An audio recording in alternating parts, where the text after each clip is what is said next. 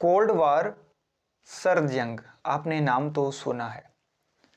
क्या ये किसी सर्द इलाके की जंग है? बिल्कुल भी नहीं। ये एक ऐसी खतरनाक जंग थी जिसने पूरी दुनिया के अंदर 2.5 करोड़ लोगों को कत्ल किया और इस जंग का दौरानिया तकरीबन 40 से 45 साल तक रहा। इस जंग का आगाज़ 1947 से होता है। जब वर्ल्ड वार 2 ख़त्म होती है तो दुनिया के अंदर दो बड़ी ताकतें आपस में आमने सामने होती हैं।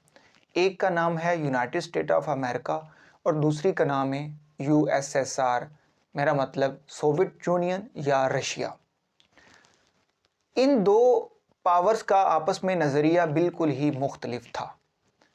यूएसएसआर जो है, रशियन जो ब्लॉक है, ये कम्युनिज़म को सपोर्ट करता था और United state of America capitalism को सपोर्ट करता है।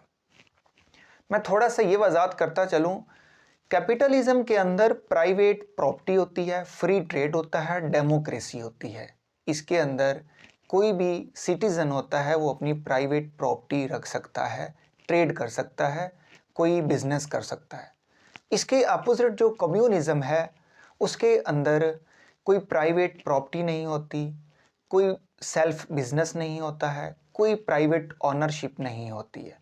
ईच एंड एवरीथिंग जो है वो सेंट्रलाइज्ड गवर्नमेंट के पास होता है। गवर्नमेंट ही सब कुछ मैनेज करती है हर एक सिटीज़न का। ये कम्युनिज़म का बेसिक प्रिंसिपल है। अब ये दोनों ही एक दूसरे के मुखालिफ आइडियालॉजी हैं। अब जो यूनाइटेड स्टेट ऑफ अमेरिका है उसने चाहा कि पूरी दुनिया के ऊपर अब मेरी आइडियालॉजी का राज हो, लेकिन जो यूएसएसआर है वो चाहते हैं कि पूरी दुनिया के अंदर हमारी आइडियालॉजी का राज हो। अब ये वॉर एक्चुअली आइडियाज़ की है, आइडियालॉजी की है। अब क्या हुआ, इसकी वजह से प्रॉक्सी वार स्टार्ट होती हैं। जो यूनाइटेड स्टेट ऑफ अमेरिका है उसने यूरोप का सहारा लेते हुए एक नेटो का ब्लॉक बनाया। नेटो का ब्लॉक 1949 के अंदर बनता है। इसके मद्दे मुकाबिल जो यूएसएसआर है, सोवियत यूनियन है, उसने वारसा पैक्ट के नाम से एक ब्लॉक बनाया है। अब ये दोनों ब्लॉक में पूरी दुनिया डिवाइड हो चुकी है। याद रहे, पाकिस्तान ने जो वेस्टर्न ब्लॉक है, यूनाइटेड स्टेट ऑफ अमेरिका का ब्लॉक है, उसका इंतखाब किया। लेकिन इसके साथ मैं आपके इल्म में मज़ीद इजाफ़ा करता चलूँ, जो इंडिया है उसने नॉन अलाइनमेंट मूवमेंट का ब्लॉक का सहारा लिया, मतलब वो दुनिया में किसी ब्लॉक का हिस्सा नहीं है। अब उसकी वजह से इंडिया ने रशिया के साथ भी ट्रेड किया और वेस्टर्न कंट्रीज़ के साथ भी ट्रेड किया और अपनी इकॉनमी को बूस्टअप किया। ये उसको एक एज मिला। अब देखते हैं कि ये जंग जो आइडियाज़ की जंग थी वो कैसे फैलती है। इसकी वजह से दुनिया के अंदर बहुत से कंट्रीज़ जो हैं उसमें जो है सिविल वॉर का आगाज़ होता है। ये जंग, दिलचस्प बात यह है कि इस जंग के अंदर जो दो बड़ी पार्टीज़ हैं वो आपस में डायरेक्ट आमने सामने नहीं होती हैं। उन्होंने इनडायरेक्ट आपस में लड़ा और अपने आप को एक दूसरे को कमज़ोर करने की मुकम्मल कोशिश की। इस जंग के अंदर बहुत से मुल्क के अंदर प्रॉक्सी वार्स लड़ी जाती है, जिसमें मेजर जो देखते हैं वियतनाम की वार है, कोरियन वॉर है और इसके अलावा जर्मनी के भी दो टुकड़े होते हैं। एक जर्मनी का टुकड़ा जो है एक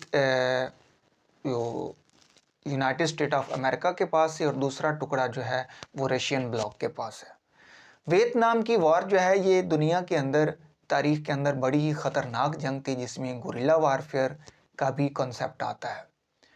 और ये वाहिद जंग थी जिसकी वजह से अमेरिका के अंदर एहतजाज शुरू हुए।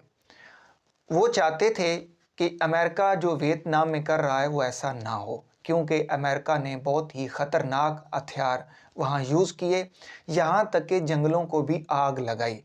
और यही नतीजा था कि अमेरिका के अंदर जो है सिविल स्ट्राइक हुए। जो वहाँ की अमेरिकन कम्युनिटी है उसने अमेरिका के ख़िलाफ़ वियतनाम के लिए स्ट्राइक किए और उसी वजह से अमेरिका जो है वियतनाम के अंदर जंग हार गया और कम्युनिज्म पार्टी जो वियतनाम के अंदर लड़ रही थी वो जीत गई। अगर हम कोरिया की बात करते हैं तो उसके भी दो टुकड़े हुए, एक नॉर्थ कोरिया है, दूसरा साउथ कोरिया है। साउथ कोरिया को सपोर्ट करने वाला वेस्टर्न ब्लॉक है, वो डेमोक्रेसी को सपोर्ट कर रहा था, और जो नॉर्थ कोरिया है उसको सपोर्ट करने वाला रशियन ब्लॉक है जो कम्युनिज्म को सपोर्ट कर रहा था। एट द एंड क्या हुआ, जो दो मुल्क वजूद में आए वो स्प्लिट अप हो गए, एक नॉर्थ कोरिया बनता है, एक साउथ कोरिया बनता है, और दोनों की आइडियालॉजी, पॉलिटिकल सिस्टम बिल्कुल ही डिफरेंट होता है। ये इस जंग का जो एक दौर आता है 1962 के अंदर, जिसको क्यूबा मिसाइल क्राइसिस के नाम से भी कहते हैं, ये बहुत ही ख़तरनाक टाइम आ जाता है जब क्यूबा के अंदर, क्यूबा अमेरिका के साथ एक आइलैंड है, उसके ऊपर रशियन जो ब्लॉक है, रशियन ग्रुप है, उसके nuclear weapon, nuclear missile Cuba के अंदर आ जाते हैं अमेरिका के ऊपर हमला करने के लिए।